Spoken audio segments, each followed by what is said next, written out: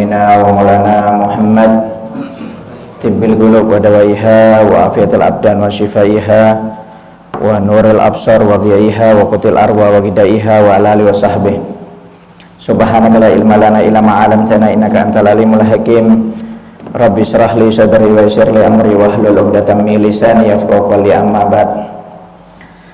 Pertama-tama yang saya hormati, yang saya cintai Bapak Bupati kita, Bapak Haji Muharram, yang saya hormati Takmir Masjid Al-Husna beserta jajarannya, para jamaah majelis yang insya Allah mudah-mudahan semuanya dirahmati oleh Allah Subhanahu wa Ta'ala. Alhamdulillah, kita panjatkan puji syukur kepada Allah Subhanahu wa Ta'ala karena berkat hidayah, taufik, panjang umur, sehat walafiat, pada saat ini kita dapat kembali berkumpul dalam acara majelis di Masjid Al-Husna ini yang kemarin sempat libur. Yang pertama karena ada pandemik virus COVID-19, dan yang kedua karena bertepatan dengan bulan Ramadan ya. Jadi ini pembukaan awalnya ya.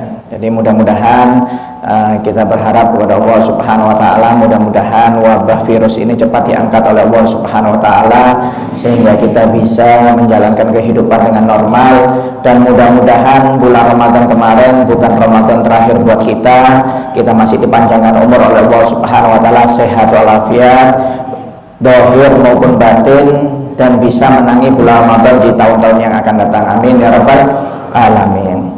Dan insya Allah sebagaimana biasanya kita akan melanjutkan pembacaan kitab Aqidatul Awam atau Syarah Aqidatul Awam, penjelasan tentang kitab Aqidatul Awam.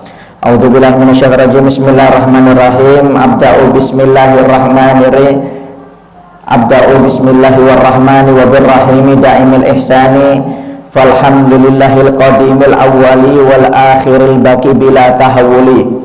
Tsumma salatu wassalam sarmada ala nabi khairi man qad wahada wa alihi wa sahbihi wa man tabi sabila dinil haqqi ghaira mubtadi. Aku memulai kitab ini dengan menyebut nama Allah yang Maha Pengasih lagi Maha Penyayang, yang selalu berbuat kebaikan. Segala puji bagi Allah yang Maha Lampau, yang Maha Awal, yang Maha Akhir, yang kekal tanpa ada perubahan. Sholawat dan salam tercurahkan selalu kepada Nabi kita, sebaik-baiknya orang yang mentauhidkan Allah Subhanahu wa Ta'ala, beserta keluarganya, sahabatnya, dan orang-orang yang mengikuti agama dengan benar tanpa dengan kesesatan ya. Sekarang yang kita bahas di sini, kemarin sudah dibahas sholawat dan salam kepada siapa, yaitu kepada Nabi kita Muhammad SAW, Nabi kita Nabi Muhammad ya. Di sini dijelaskan bahwasanya tentang penjelasan seorang nabi ya. Bahwasanya nabi itu dijelaskan di sini yang disebut dengan nabi adalah manusia, dari golongan manusia, bukan golongan malaikat, bukan golongan jin. Nabi itu adalah huwa insanun zakarun hurrun, yaitu dari golongan manusia laki-laki ya, nggak ada nabi perempuan, nggak ada. Siti Maryam bukan nabi, tapi orang soleha ya. Jadi nabi itu laki, semuanya lah laki, yaitu manusia laki-laki berjenis kelamin laki-laki dan merdeka, bukan budak ya. Dan bukan budak. Uhiya ilaihi bisyar'in sawa'un umira bitablighihi amla, yaitu orang yang dikasih wahyu oleh Allah Subhanahu wa Ta'ala, yang dimana wahyu itu syariat tersebut hanya untuk dirinya sendiri. Ini namanya nabi. Jadi nabi dengan rasul beda. Kalau rasul itu diberi wahyu untuk dirinya dan wajib disampaikan. Kalau nabi hanya untuk pribadi dirinya ya. Dan nabi ini lebih umum daripada rasul. Kalau rasul lebih khusus. Jumlahnya nabi dalam riwayat hadis yang disebut oleh Nabi Muhammad SAW, nabi itu total semuanya mulai zaman Nabi Adam sampai Nabi Muhammad ada 124.000 nabi. Kalau rasul 313 rasul. Memang ada riwayat ada mengatakan 312, ada mengatakan 310, tapi riwayat yang paling kuat mengatakan 313. Tapi yang wajib diimani dan dihafalkan itu 25 rasul. Ya, 25 rasul aja kadang-kadang nggak hafal, apalagi mau ngapalkan 313 kirim salam. Ya. Jadi jumlahnya rasul itu 313. Jadi rasul itu termasuk nabi, tapi nabi bukan termasuk, belum tentu termasuk rasul. Ya, tapi kalau rasul sudah pasti nabi, tapi kalau nabi belum tentu, karena ada orang yang cuma nabi saja, ada yang nabi plus rasul. Ya, nabi yang paling panjang umurnya Nabi Adam alaihissalam, hampir 1000 tahun. Kalau Nabi Nuh 950 tahun. Kalau Nabi Adam paling panjang umurnya 1000 tahun. Ya, itu plus masuk di surga. Ya, mulai dari surga sampai keluar dari surga tinggal di bumi ini umurnya 1000 tahun. Itu Nabi Adam alaihissalam. Ya, kemudian kalau yang paling pendek itu Nabi Isa 33 tahun. Itu sudah diangkat oleh Allah Subhanahu wa taala ke langit, diangkat. Nanti ketika Dajjal keluar, Nabi Isa dikeluarkan lagi oleh Allah Subhanahu wa taala untuk membunuh Dajjal. Ya, Nabi Isa masih hidup, tapi nabi umur kenabiannya itu ketika diangkat oleh Allah Subhanahu wa taala itu hanya 33 tahun. Umurnya Nabi Isa itu diangkat oleh Allah Subhanahu wa taala. Ada yang mengatakan nabi yang paling pendek umurnya ketika meninggal Nabi Sulaiman. Nabi Sulaiman hanya 52 tahun umurnya. Ya, Nabi Sulaiman 52 tahun. Kalau Nabi kita 63 tahun, itu Nabi Muhammad SAW. Ya. Jadi banyak ya Nabi dan Rasul ini Pak, banyak ya. Kalau Nabi 124.000, kalau Rasul 313. Jadi yang dimaksud Nabi di sini adalah golongan manusia yang laki-laki, berjenis kelamin laki-laki dan merdeka, bukan seorang budak. Ya, jadi nggak ada nabi perempuan atau nabi budak atau nabi dari kalangan jin atau malaikat, itu tidak ada. Nabi itu semuanya dari kalangan manusia yang laki-laki yang merdeka, dan jumlahnya Nabi 124.000 nabi. Ya, kalau Rasul 313. Dari semua ya 20 dari 313 itu diambil yang paling afdol 25 rasul. Ya, dari 313 dipres lagi yang paling afdal itu ada 25 rasul. Dari 25 rasul dipres lagi yang paling afdal ada 5, yaitu ulul azmi. Ya, yaitu Nabi Nuh, Nabi Musa, Nabi Ibrahim, Nabi Isa, Nabi kita Nabi Muhammad SAW. Dari 5 ini dipres lagi yang paling afdal adalah Nabi kita Nabi Muhammad SAW. Ini sudah paling afdalnya Nabi, paling afdalnya makhluknya Allah Subhanahu wa taala. Ya, bahkan dalam hadits qudsi Allah Subhanahu wa taala berfirman, laulaka ya Muhammad ma khalaqtu aflak. Jika bukan karena kamu ya Muhammad, jika bukan karena kamu, dan jika bukan karena kamu ya Muhammad, aku tidak menciptakan alam semesta, kata Allah Subhanahu wa taala. Jadi maaf kita ini diciptakan pada hakikatnya karena Nabi Muhammad SAW. Kalau Nabi Muhammad tidak diciptakan oleh Allah Subhanahu wa taala, kita nggak bakal hidup, Pak. Ya, jadi alam semesta ini, surga, neraka, semuanya, langit, bumi, malaikat, jin, itu diciptakan oleh Allah karena Nabi Muhammad SAW. Ya, itu Nabi Muhammad, ya, karena Nabi Muhammad Allah sendiri yang berfirman di dalam hadits qudsi. Dan memang Nabi Muhammad ini memiliki banyak kelebihan dibandingkan nabi-nabi yang lainnya. Ya, kalau nabi yang lainnya itu umatnya itu maaf ya, jangankan umatnya, Nabi Musa itu berharap untuk dijadikan umat Nabi Muhammad SAW. Jadi Nabi Musa alaihissalam diriwayatkan ketika membuka kitab Taurat, ada umat nanti di akhir zaman umurnya pendek-pendek, tapi kalau ibadah pahalanya banyak. Ya, contoh ya, kita dapat malam Lailatul Qadar. Lailatul Qadar ini kan seperti beribadah lebih baik 83 tahun. 1000 bulan itu kurang lebih 83 tahun. Kalau kita dapat Lailatul Qadar 10 kali, itu seperti ibadah 830 tahun. Nah, kalau kita dapat 20 kali, seperti ibadah 1660 tahun. Ya, padahal zaman dulu sebelum Nabi Muhammad, orang kalau ingin dapat pahala ibadah 500 tahun, ibadahnya harus 500 tahun, nggak boleh tidak. Ya, jadi sesuai dengan umurnya, sesuai dengan ibadahnya. Umurnya umpamanya umat zaman dulu umurnya 70 tahun umpamanya dia hidupnya, berarti pahala ibadahnya sesuai umurnya. Kalau dia 70 tahun digunakan untuk ibadah terus, ya seperti itu pahalanya. Tapi umat Nabi Muhammad ini enggak istimewa. Umurnya pendek-pendek, rata-rata 60-an. Kadang-kadang belum 60 sudah kirim salam, innalillahi wa inna ilaihi rajiun. Ya, kadang-kadang kalau lebih bonus. Tapi subhanallah, Nabi Musa heran, ini umat ini umurnya pendek-pendek, tapi kalau sekali ibadah pahalanya 80 tahun, 80 tahun, 80 tahun. Ditanya, ini umat siapa ya Allah? Itu umat kekasihku, yaitu Muhammad Shallallahu Alaihi Wasallam. Kemudian orang dahulu Pak, kalau mau tobat, maaf. Zaman dulu kalau kita bermaksiat lidah, ya mulut kita bermaksiat, itu kalau mau tobat lidahnya harus dipotong. Itu zaman dulu. Ya, Anda bermaksiat mata, kalau mau tobatnya diterima oleh Allah Ta'ala, matanya harus dicongkel dulu.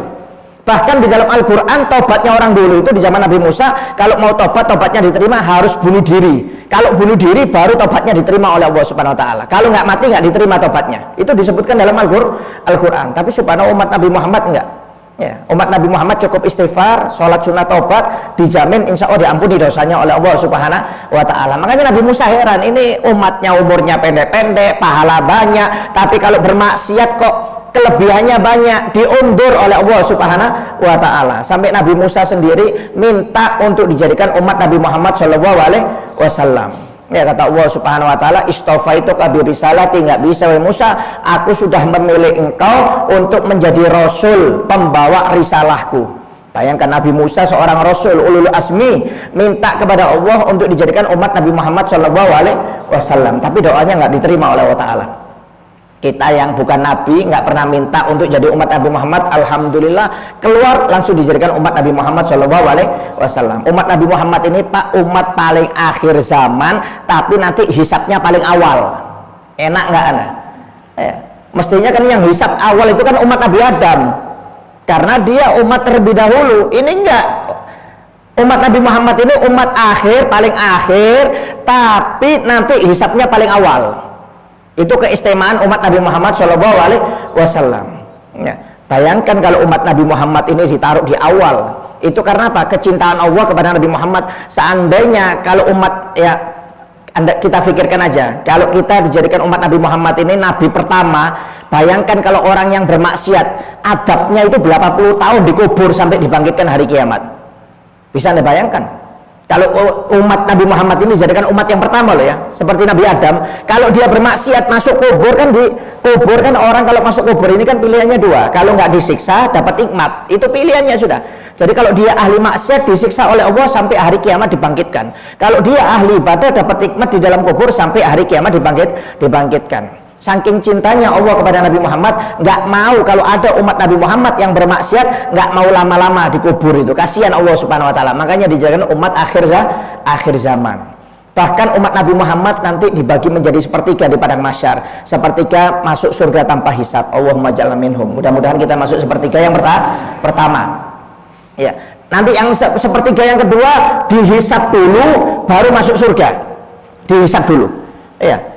Dihisap ini nggak gampang Pak ya. Anda ngurus KTP dicapil aja lambat dikit, ngomel-ngomel ya, nggak jadi sehari, 2 hari, seminggu malah ngamuk-ngamuk terus, itu baru ngurus KTP ya. Nanti di padang mahsyar itu satu orang dihisap, kata Nabi Muhammad, bisa membutuhkan 1000 tahun satu orang. Kita kira kita ini antrian nomor berapa hisapnya itu ya. Nah kalau nunggu 10 orang aja 10.000 tahun di padang mahsyar, matahari sejengkal kepala, nggak ada warung padang, nggak ada warteg, warung kopi. Kita malam enak tepian, kopi banyak ya. Padang mahsyar nggak ada ya. Kalau kita nunggu 10 orang aja 10.000 tahun kita tunggu. Kita ini nomor berapa? Miliaran, manusia ini triliunan ya. Jadi yang sepertiga pertama kata Nabi Muhammad ini kalau dihitung oleh para ulama, sepertiga ini kurang lebih jumlahnya 7 miliar. 7 miliar orang umat Nabi Muhammad ini masuk surga tanpa dihisap kalau dihitung oleh para ulama. Ya, nggak tahu mereka kalkulasinya seperti apa itu. Ya, saya nggak tahu. Mereka ada ilmunya. Jadi seperti ketika umat Nabi Muhammad ini kalau dihitung-hitung jumlahnya mungkin ya sekitar 7 miliar, 5 sampai 7 miliar. Ini sepertiga umat Nabi Muhammad yang pertama masuk surga tanpa hisap. Nanti sama sepertiga kedua dihisap dulu baru masuk surga. Sepertiga yang terakhir diadab dulu, dicuci dulu di neraka, baru dimasukkan surga. Ya. Kalau umat-umat terdahulu nggak seperti itu, nggak ada. Pokoknya dihisap dulu, dihisap mereka. Kalau bagus masuk surga, kalau jelek masuk neraka. Ya, kalau umat Nabi Muhammad enggak, sepertiganya dikasih keistimewaan oleh Allah Subhanahu Wa Ta'ala. Karena itu apa? Berkat Nabi Muhammad Shallallahu Alaihi wasallam. Makanya syukur kita ini menjadi umat Nabi Muhammad sallallahu alaihi wasallam. Ya luar biasa Pak, jasanya Nabi ini nggak bisa Anda hitung. Nabi Muhammad aja ketika nyawanya mau dicabut di akhir umurnya, merasakan sakit sakratul maut, Nabi Muhammad itu sampai siup pingsan 3 kali. Sampai mengatakan, wahai Jibril, wahai Israel, perlahan kamu nyabut nyawaku ini, sakitnya luar biasa. Ya, kata malaikat Israel, ya Muhammad, ini cara paling lembut aku nyabut. Itu Nabi Muhammad langsung ingat dengan umatnya, langsung berdoa. Ketika sakratul maut itu Nabi Muhammad berdoa, ya Allah, setengah rasa sakit seluruh umatku aku yang tanggung ya Allah. Bayangkan Pak, dikabulkan doanya oleh Allah Subhanahu wa taala, tapi tidak diberikan kepada Nabi Muhammad karena kecintaan Allah kepada Nabi Muhammad. Jadi kalau kita meninggal nanti cuma merasakan setengahnya saja, karena setengahnya sudah diangkat oleh Allah Subhanahu wa taala berkat doanya Nabi Muhammad sallallahu alaihi wasallam. Bayangkan ketika mau meninggal itu masih ingat dengan kita Pak, masih ingat dengan umatnya. Gak salah Nabi Musa ingin dijadikan umat Nabi Muhammad sallallahu alaihi wasallam. Makanya syukur kita menjadi umat Nabi Muhammad sallallahu alaihi wasallam. Ya. Beserta sholawat dan salam tercurahkan kepada sebaik-baiknya Nabi yang mentauhidkan Allah Subhanahu wa taala dan beserta keluarganya. Keluarganya. Apa keluarganya? Keluarga di sini kalau menurut di dalam magom doa itu yang di sini adalah kullu mukmin taqi, yaitu setiap orang mukmin bertakwa itu keluarganya Nabi. Ya, ini dalam magom doa, karena dalam riwayat hadis yang diriwayatkan oleh Tabrani, Nabi Muhammad pernah ditanya, ya Rasulullah, man ali Muhammad, ya Rasulullah, siapa keluargamu ya Rasulullah? Maka dijawab oleh Nabi Muhammad, ali Muhammad kullu taqiyin, yaitu setiap orang bertakwa itu keluargaku, kata Nabi Muhammad sallallahu alaihi wasallam. Jadi orang yang setiap bertakwa itu dianggap keluarganya Nabi Muhammad sallallahu alaihi wasallam. Tapi kalau dalam magom zakat, kedudukan zakat beda lagi. Kalau menurut Imam Malik yang dinamakan keluarga Nabi Muhammad adalah keturunan Bani Hashim. Pokoknya yang nasabnya nyambung dengan Bani Hashim itu adalah keturunan adalah keluarga Nabi Muhammad sallallahu alaihi wasallam. Kalau menurut Imam Syafi'i tidak, yaitu Bani Hashim dan Bani Abdul Muthalib. Jadi kalau orang yang nasabnya menyambung dengan Bani Hashim ya atau Abdul Muthalib itu berarti keluarganya Nabi Muhammad sallallahu alaihi wasallam. Dan orang yang menyambung turunannya dari Bani Abdul Muthalib dan Bani Hashim ini tidak boleh menerima zakat karena dianggap keluarganya Nabi. Ya, kalau keluarganya Nabi tidak boleh menerima zakat. Ya, ini termasuk Imam Syafi'i. Imam Syafi'i itu satu kakek ketemu dengan Nabi Muhammad di Abdul Manaf. Ya, Imam Syafi'i itu bertemu dengan Nabi Muhammad. Makanya Nabi Muhammad pernah bersabda dalam riwayat, nanti akan keluar dari keturunan Abdul Manaf yang ilmunya menyinari seluruh dunia. Ya, ditafsiri oleh para ulama yang dimaksud di sini adalah Imam Syafi'i. Dan memang Imam Syafi'i madhabnya terbesar seluruh dunia. Sepertiga seluruh dunia itu bermadhab Syafi'i. Paling besar madhabnya yang dipakai adalah madhab Syafi'i. Nanti yang 2/3 dibagi 3 itu ada Imam Abu Hanifah, nanti ada Imam Malik, ada Imam Ahmad bin Hambal. Jadi Imam Syafi'i ini paling banyak madhabnya dipakai. Nah, ini para ulama mengatakan keturunan Abdul Manaf yang menyinari dunia, kata Nabi Muhammad, yang dimaksud adalah Imam Syafi'i. Dan Imam Syafi'i ini memang luar biasa pintar. Sebenarnya Imam Syafi'i ini ulama besar ahli hadis, cuma gurunya tidak mengarahkan Imam Syafi'i untuk jadi ahli hadis. Dia mengarahkan ke ilmu fikih, diarahkan oleh gurunya untuk belajar ilmu fikih. Karena apa? Sampai kata gurunya Imam Malik, ya, Imam Syafi'i ini kan belajar kepada Imam Malik kecil. Imam Malik ini ahli hadis. Ya, Imam Syafi'i itu umur 6 tahun sudah hafal Quran, umur 9 tahun hafal 2 juta hadis karangan Imam Malik, tebalnya segini, Muwatta, kitab Muwatta. Kalau Sahih Bukhari itu hanya 6.000. Ya, Anda jangan salah paham, Sahih Bukhari itu hanya 6.000. Ya, Imam Bukhari itu memang hafal 6 juta hadis. Imam Bukhari. Ya, Imam Bukhari itu hafal 6 juta hadis, cuma yang disahihkan oleh Imam Bukhari itu hanya 6.000. Jadi Imam Bukhari itu hafal 6 juta hadis, cuma disahihkan lagi, dipres lagi oleh Imam Bukhari, ternyata hadis yang sahih yang dia dapat hanya 6.000. Jadi kalau ada Sahih Bukhari itu 6.000. Ya, Imam Syafi'i hafal kitab Muwatta 2 juta hadis. Itu baru Imam Muwatta, Imam Malik gurunya, belum yang lainnya itu. Sampai gurunya Imam Malik mengatakan, wahai Syafi'i, seandainya engkau jadi ulama hadis, tidak ada ulama terkenal hadis kecuali kamu, kata gurunya. Ya, sampai maaf, ibaratnya Imam Bukhari ini bisa kalah ahli hadisnya dengan Imam Syafi'i. Saking cerdasnya Imam Syafi'i. Makanya oleh gurunya diarahkan untuk belajar ilmu fikih, usul fikih, karena ini lebih ke masyarakat, lebih bermanfaat. Sampai maaf, kalau dalam kapasitas keilmuan Imam Bukhari aja ilmunya nggak sama dengan Imam Syafi'i. Imam Bukhari pun bermadhab Syafi'i, Imam Muslim pun bermadhab Syafi'i. Kenapa? Kapasitas ilmunya beda. Mereka ahli hadis, ya. Mereka ahli hadis. Kalau Imam Syafi'i memang mustahid mutlak, bahasanya ulama yang memiliki derajat tertinggi, ibaratnya presiden sudah. Paling pintarnya ulama. Ya, Imam Abu Hanifah, Imam Malik, Imam Syafi'i, Imam Ahmad bin Hambal ini derajat keilmuannya tidak perlu dipertanyakan lagi sudah. Kenapa Imam Syafi'i nggak pakai hadis Imam Bukhari? Karena lebih hidup dulu Imam Syafi'i. Makanya kalau orang nggak paham, loh kenapa itu Imam Syafi'i kok nggak pakai hadis Sahih Bukhari Muslim? Loh, Imam Syafi'i itu lahir terlebih dahulu daripada Imam Bukhari. Imam Bukhari itu lahir sekitar 200 Hijriah. Kalau Imam Syafi'i lahir 150 Hijriah. Makanya Imam Syafi'i pun ahli hadis sebenarnya kalau orang nggak paham. Cuma lebih diarahkan ke ilmu fikih. Alim Imam Syafi'i ini alim luar biasa. Sekali dengar hafal, sekali lihat hafal. Ya, kalau hafalan itu satu buku ditutup seperti ini. Ya, kenapa? Kalau kelihatan dikit langsung hafal. Kita lihat ribuan kali nggak hafal. Ya, lihat ribuan kali, dengarkan ribuan kali nggak hafal. Masuk ke telinga kanan, keluar telinga kiri sudah. Ya, kalau Imam Syafi'i luar biasa, cerdasnya luar biasa. Memang dikasih kelebihan oleh Allah Subhanahu wa Ta'ala itu Imam Syafi'i. Ya, Pak. Imam Syafi'i miskin, Pak. Ya, waktu belajar kepada Imam Malik di Medina, itu Imam Syafi'i nggak punya kertas, nggak punya pulpen. Kalau muridnya semua Imam Malik semuanya punya kertas, punya pulpen. Ya, dulu nggak tahu kertasnya itu dari daun-daun ke apa itu. Ya, ada pulpen pokoknya zaman dulu. Ya, bukan seperti sekarang. Imam Syafi'i nggak punya apa-apa, miskin. Jadi duduk di belakang Imam Syafi'i itu, kalau nyatet muridnya semuanya nyatet, dia main ludah, ikut pura-pura nyatet. Ya, jadi Imam Malik kelihatan kurang ajar ini, anak kecil ini. Imam Syafi'i masih kecil. Ya, yang lainnya maksudnya dalam hatinya Imam Malik, yang lainnya nyatet pakai pulpen apa segala macam, ini mainan ludah ini dari tadi.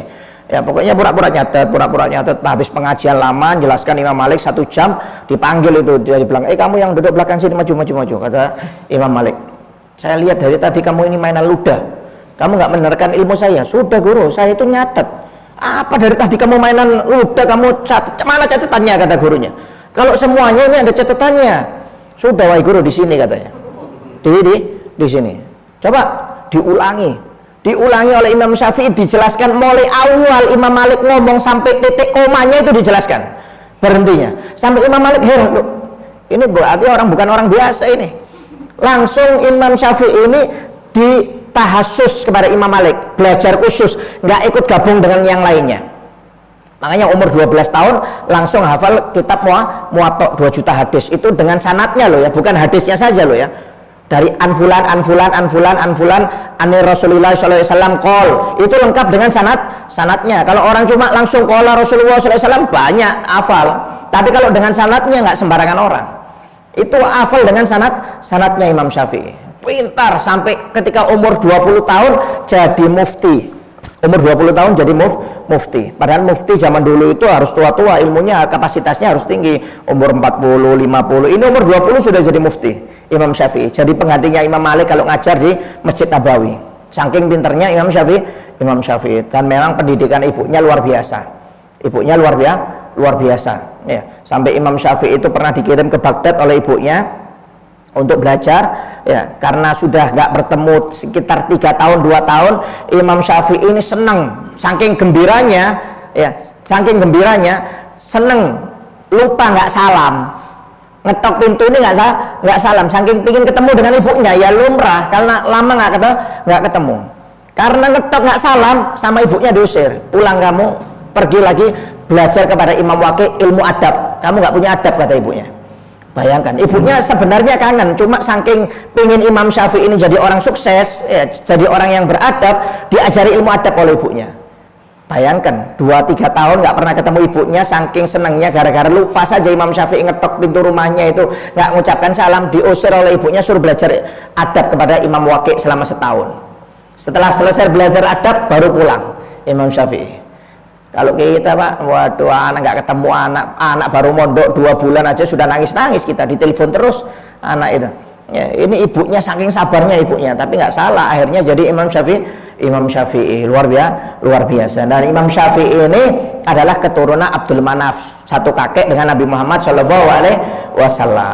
Ya, ini yang disebut dengan keluarga Nabi. Jadi kalau Anda dilihat yang dimaksud keluarga Nabi itu apa? Kalau dari magom doa, yaitu seluruh orang yang bertakwa. Tapi kalau dari segi ilmu fikih atau ilmu zakat, yaitu keturunan Abdul Muthalib dan Hashim, Bani Hashim. Itu adalah keturunan Nabi Muhammad yang dianggap keluarga Nabi Muhammad SAW. Ya, ada lagi Ahlul Kisah. Ahlul Kisah ini yaitu keluarga yang dapat lindungan khusus dari Nabi Muhammad SAW. Kisah itu artinya kelambu. Jadi ada Ahlul Kisah, yaitu yang dijadikan Ahlul Kisah yaitu Siti Khadijah, Sayyidina Ali bin Abi Thalib, kemudian Siti Fatimah, Hasan dan Husain. 6 dengan Nabi Muhammad SAW. Ini yang dinamakan Ahlul Kisah. Ya, ini lebih khusus lagi, keluarga yang dianggap khusus oleh Nabi Muhammad SAW. Ya. Kemudian sholawat salam kepada Nabi Muhammad SAW, keluarga Nabi Muhammad dan para sahabatnya. Ya, para sahabat. Siapa sih yang dianggap sahabat Nabi Muhammad SAW? Ya, yang dianggap sahabat Nabi itu harus memenuhi syarat. Syarat yang pertama yang bisa dia dikatakan menjadi seorang sahabat, yaitu orang yang pernah kumpul dengan Nabi Muhammad, bertatap langsung dengan Nabi Muhammad. Ini baru dinamakan sahabat. Syarat pertamanya, tapi belum, ini masih belum. Ya. Kemudian yang kedua, dia harus beriman dengan Nabi Muhammad. Setelah melihat, bertemu dengan Nabi Muhammad, beriman kepada Nabi Muhammad SAW. Dan berimannya setelah kenabian. Setelah Nabi diutus menjadi seorang Rasul, kemudian dia beriman dan melihat, maka dinamakan sahabat. Kemudian meninggal dalam keadaan iman. Kalau dia pernah bertemu dengan Nabi setelah Nabi diutus dan beriman, tapi matinya kafir, murtad, bukan dinamakan sahabat. Jadi nggak bisa, matinya pun harus beriman dan bertemunya di dunia, bukan di langit. Karena Nabi juga bertemu banyak orang di langit, cuma yang bertemu di langit bukan dinamakan sahabat. Karena Nabi Muhammad banyak juga bertemu dengan para nabi-nabi di langit. Mereka kan bertemu dengan Nabi dan mereka juga beriman, cuma berimannya di langit, bukan di bumi, maka bukan dinamakan sahabat. Jadi ada syaratnya, Pak. Ya, ada orang yang beriman kepada Nabi Muhammad, kemudian dia hidup di zaman Nabi Muhammad SAW. Nabi Muhammad setelah diutus, tapi tidak pernah bertemu dengan Nabi. Siapa? Uwais Al-Qarni. Uwais Al-Qarni ini hidup di zaman Nabi. Iya, dia dari Qarn, Yaman. Ya, dia hidup di zaman Nabi, tapi ketika datang ke Madinah, Nabi Muhammad sedang perang. Sedangkan perang zaman dulu nggak bisa ditentukan, bisa 2 minggu, bisa 3 minggu, sebulan, 2 bulan, 3 bulan. Ya, karena lama-lama pulang, karena Uwais punya tanggungan ibunya. Ya, punya tanggungan ibunya Uwais Al-Qarni. Ya, luar biasa Uwais Al-Qarni ini. Ya, sampai kata Nabi Muhammad, khair tabi'in Uwais Al-Qarni, sebaik-baiknya tabi'in adalah Uwais Al-Qarni. Sampai Sayyidina Umar dan Sayyidina Ali, jika kamu bertemu dengan Uwais Al-Qarni, minta doa, karena Uwais Al-Qarni ini mustajabu doa, kata Nabi Muhammad SAW. Bayangkan, kaliber seperti Umar bin Khattab dan Sayyidina Ali ini disuruh minta doa kepada Uwais Al-Qarni. Padahal kalau dari maaf ya, dari segi magom, mestinya lebih tinggi magomnya Sayyidina Umar. Kenapa Sayyidina Umar ini orang yang sudah dijamin masuk surga, 10 orang yang sudah dijamin masuk surga, dan Sayyidina Ali itu pun diajari tawadhu untuk tetap minta doa kepada Uwais Al-Qarni. Padahal Uwais Al-Qarni ini, Pak, di daerah ini dikatakan orang gila. Katakan orang gila.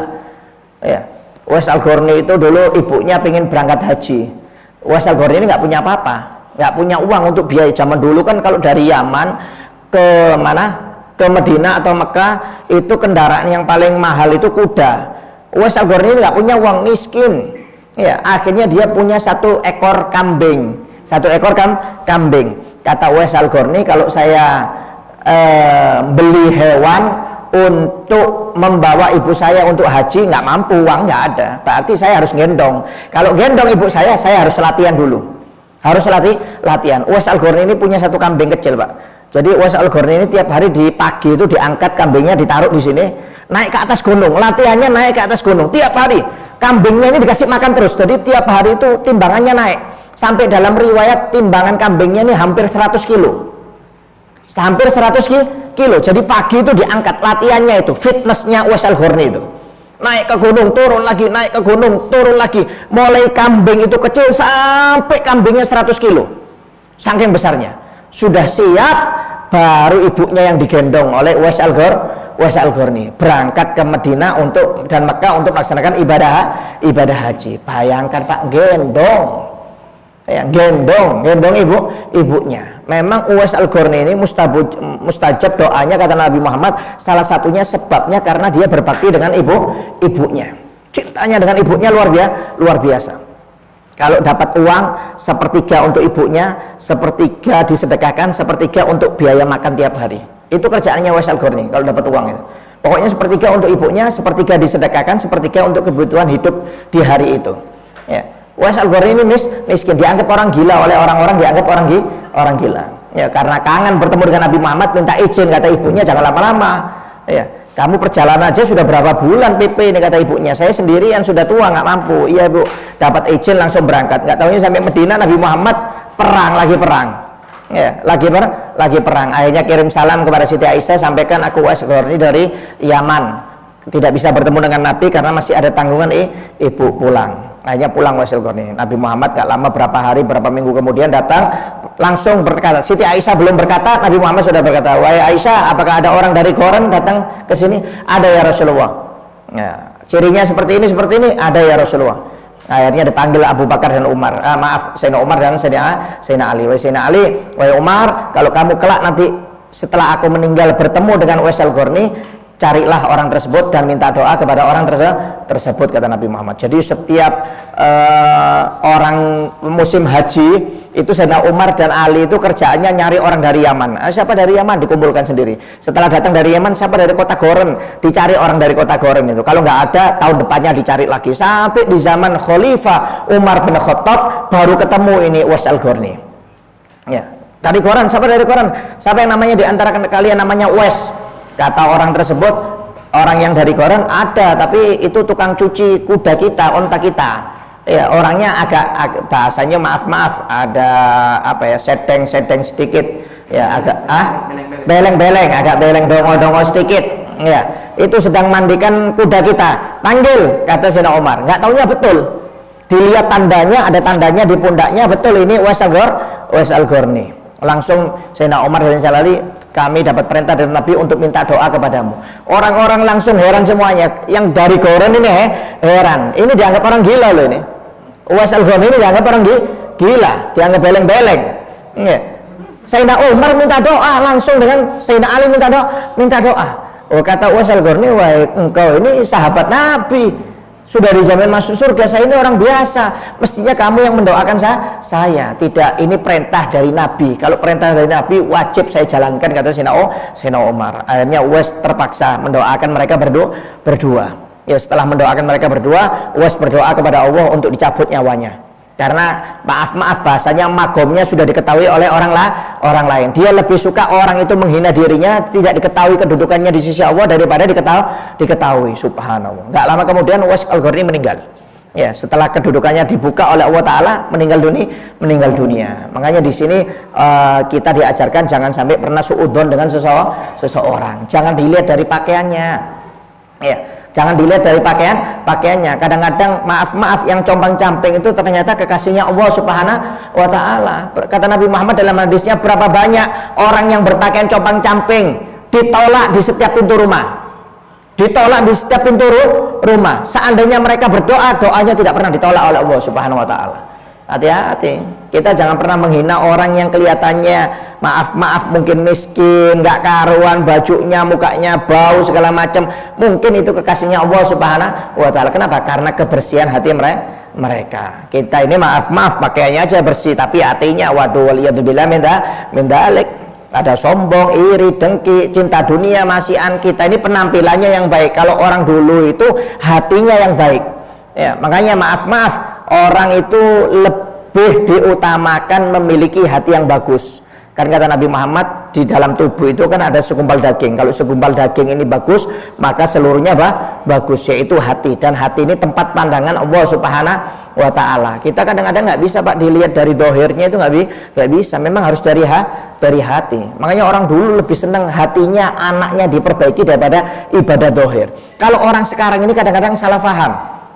Iya, contoh maaf, anaknya suruh hafal Quran. Ayo nak, kamu jadi hafidul Quran supaya kamu terkenal nanti, bisa diundang di sana di sini. Loh, ini anaknya disuruh hafalan Quran tujuannya untuk dunia supaya terkenal. Ini kadang-kadang keliru. Ya, ayo nak masuk pesantren kamu supaya pintar seperti Ustaz Abdul Somad, seperti Ustaz Yusuf Mansur, mamanya, seperti Ustaz Desat Latif. Enak kamu kalau sekali ceramah 20-30 gak capek kerja. Loh, kadang-kadang disuruh jadi ulama ini cari dunia, bukan ulama akhirat, suruh jadi ulama suk kadang-kadang anaknya. Ini kadang-kadang niatnya salah. Niatnya bagus, suruh belajar agama, tapi hatinya dikotorkan oleh orang tuanya sendiri. Waliyadzubillah min dzalik. Kalau orang dulu enggak Pak, anaknya dididik hatinya dulu, dididik hatinya. Sampai ada seorang Sayyid Abu Bakar Al-Dani, itu dia pernah buka kitab berkaitan dengan penyakit hati. Di dalam penyakit hati itu kan ada sifat hasud, iri, dengki, sombong, takabur. Itu dia tanya kepada ayahnya, wahai ayah, apakah ada orang yang memiliki sifat seperti ini? Maksudnya apa? Saking bersihnya hatinya itu diajari oleh orang tuanya, sampai dia sendiri bingung, apakah ada orang yang punya sifat jelek seperti ini? Dia sendiri bingung. Kok sampai dibahas di dalam suatu kitab ini? Kenapa? Menunjukkan kebersihan dirinya. Ya, sampai waktu dia mau dakwah, ketika umur 15 tahun mau disuruh dakwah oleh ayahnya, disuruh, kata ayahnya, kamu jangan dakwah dulu, cari makhluk yang paling hina daripada dirimu. Kata si ayah, cepat cari, kalau kamu ketemu makhluk yang paling hina daripada dirimu, baru kamu boleh dakwah. Kata si ayah. Berangkat dia Pak, keliling masuk ke masjid, nggak taunya keluar dari masjid ada orang tua nggak sholat, malah duduk-duduk di depan halaman masjid. Sudah nggak sholat, tua duduk-duduk lagi nongkrong. Kata dalam hatinya, mungkin ini ya orang yang lebih jelek daripada saya ya, sudah tua nggak ke masjid, nongkrong lagi. Ya, mestinya kan maaf kalau sudah tua ini kan bau tanah, mesti harus lebih banyak ibadah. Ya, ini sudah bau tanah, nongkrong lagi, main domino, catur, la haula wala quwwata, di depan masjid lagi. Ya. Akhirnya ketika mau diambil, dia sadar, astagfirullahaladzim, orang ini lebih tua daripada saya, berarti ibadahnya lebih banyak. Saya baru 15 tahun, ibadah sedikit, orang ini sudah tua, berarti ibadahnya lebih banyak. Astagfirullah. Akhirnya jalan ketemu ada anak-anak yang lebih muda umurnya daripada dia, sama nggak ibadah. Wah, ini mungkin ini lebih muda dari saya ini. Kalau saya kan lebih tua umurnya, ibadahnya lebih banyak. Ketika mau diambil ini anak, dia ingat, astagfirullahaladzim, dia lebih muda, berarti dosanya lebih sedikit. Kalau saya lebih tua, berarti dosanya lebih banyak. Akhirnya nggak jadi. Nah, akhirnya lewat sampai ketemu di tempat sampah, ada anjing lagi bongkar-bongkar sampah, cari makanan. Wah, ini sudah ini makhluk lebih jelek daripada saya. Ini najis besar ini kalau kena anjing najisnya harus dicuci 7 kali. Ya, ini sudah anjing paling najis, ini berarti paling hina, ini makhluk paling hina. Nggak taunya dia ingat, astagfirullahaladzim, ini binatang nanti dihisap, selesai hisapnya jadi tanah. Kalau saya dihisap, kalau saya amalnya banyak bisa masuk surga, tapi kalau amal saya jelek saya masuk neraka. Kalau saya masuk neraka, anjing ini lebih afdal daripada saya, berarti saya belum tentu bisa selamat dari neraka. Tapi kalau anjing ini sudah pasti selamat dari neraka, karena nanti di hari kiamat di padang mahsyar itu hewan dikembalikan jadi debu, dihisap tapi jadi debu. Oh, berarti nggak ada makhluk yang lebih jelek ini, berarti saya sudah yang paling hina. Datang dia kepada ayahnya, kata ayahnya, siapa makhluk yang lebih jelek daripada kamu wahai Abu Bakar? Nggak ada wahai ayah, makhluk yang paling jelek ya anakmu ini. Kata ayahnya, sudah, berarti cukup kamu berangkat dakwah, kata si ayahnya. Subhanallah, luar biasa. Tapi ya, kalau sekali ceramah orang semuanya menangis Pak, nangis, banyak yang tobat, ya, ikhlas. Orang kalau sudah ikhlas itu Pak, kadang-kadang yang dia sampaikan walaupun biasa, nggak pakai Quran, nggak pakai hadis bahasanya, itu orang langsung bisa tersentuh karena keikhlasan seseorang, karena kebersihan hatinya. Sampai pernah dikisahkan si Abdul Qadir Al-Jailani, seorang ulama besar di Baghdad, ya, itu kalau ceramah, maaf ceramahnya biasa. Si anak ini bingung kepada si ayah ini kalau ceramah kok biasa, Quran hadisnya, tata bahasanya itu bahasanya nggak intelek lah, bahasa kampungan kalau ceramah, kata si anaknya si Abdul Qadir ini. Tapi kalau yang dengarkan ini Pak, nangis setiap ceramah si Abdul Qadir ini nangis. Akhirnya anaknya ini belajar mantik, ilmu bahasa. Ya kalau bahasa sekarang itu apa, bahasa kuliahan itu apa, bahasa komunikasi lah ya, bukan, maksudnya kalau bahasa kuliahan dengan orang awam itu apa namanya, intelek ya bahasanya itu kepingin belajar lebih bahasa yang intelek lah, komunikasinya itu supaya tertata rapi si anak, karena lihat ayahnya ini bahasa ceramahnya biasa. Wah, belajar sastra segala macam, komunikasi, bahasanya intelek. Akhirnya setelah selesai belajar ini, anaknya suruh ceramah sama si Abdul Qadir Jailani. Ayo kamu ceramah. Wah, keluar hadis Quran. Nggak ada yang nangis Pak, nggak ada yang nangis, biasa. Bingung dia, kok nggak ada yang nangis. Ini saya mendengarkan apa, ceramah saya, kata si anak ini. Akhirnya kata si Abdul Qadir, sekarang saya ceramah ya, dengarkan ceramah saya ya, dengarkan aja, saya nggak lama-lama, nggak sampai 1 menit. Kata si Abdul Qadir Jailani, dia ceramah, wahai muslimin dan muslimat, tadi malam saya goreng ikan. Ketika saya goreng ternyata ikannya gosong, akhirnya nggak bisa saya makan, dimakan kucing. Waalaikumsalam warahmatullahi wabarakatuh, kata si Abdul Qadir Jailani. Itu langsung ribuan nangis semuanya, ribuan. Si anak bingung, ini ceramah apa ini? Ceramah ikan gosong kok nangis. Si anak ini nggak masuk ke akalnya, nggak masuk memang. Bingung. Kata si anak, weh ayah, kamu ini ceramah apa? Tadi malam mau goreng ikan gosong, nggak jadi dimakan, ikannya dimakan kucing, semuanya nangis. Saya ini ceramah keluar Quran hadis, nggak ada yang nangis. Kenapa mereka nangis? Kata si Abdul Qadir, jangan tanya saya ya nak, kamu tanya yang nangis itu loh, kenapa? Kamu tanya mereka kenapa? Ayo ditanya, woi fulan, kenapa kamu nangis? Ceramah ayah saya nggak jelas gitu. Kata si yang dengarkan, berarti kamu nggak paham makna ceramah ayahmu itu.